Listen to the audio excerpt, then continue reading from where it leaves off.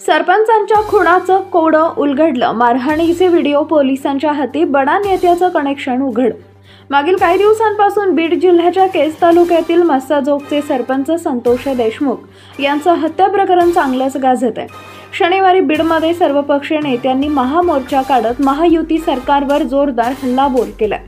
देशमुख यांच्या मारेकऱ्यांना लवकरात लवकर अटक करून त्यांच्यावर कठोर कारवाई करण्याची मागणी आंदोलकांकडून केली जाते। आता या आंदोलनाची धग हळूहळू राज्यभर पसरत आहे।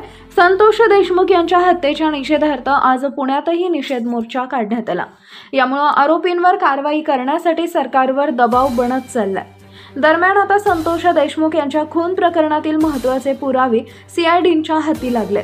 अटक केलेल्या एका आरोपीच्या मोबाईलमध्ये संतोष देशमुख यांना मारहाण करतानाचे व्हिडिओ सापडले। आरोपी सुदर्शन गुले यांच्या मोबाईलमध्ये हे व्हिडिओ सापडले असून पोलिसांनी हे सगळे व्हिडिओ ताब्यात घेतले।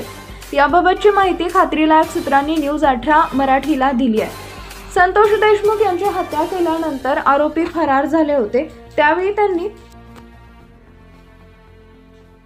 एक स्कॉर्पिओ गाडी रस्त्यात सोडून पळ काढला होता। पोलिसांनी ही गाडी त्यावेळी ताब्यात घेतली होती।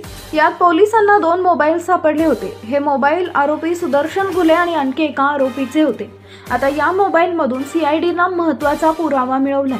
संतोष देशमुख यांना मारहाण करतानाचे काही व्हिडिओज मोबाईलमध्ये आढळून आल्याची माहिती समोर आली आहे। एवढंच नव्हे तर खुनाच्या वेळी आरोपीच्या मोबाईलवरून एका वरिष्ठ नेत्याला तब्बल 16 फोन कॉल केल्याची माहिती देखील सीआयडी तपासातून समोर आली आहे। आता हा बडा नेता कोण याबाबत सस्पेन्स निर्माण झालाय। मात्र आता हा नेता सत्ताधारी पक्षातला असल्याचं सांगितलं जात आहे।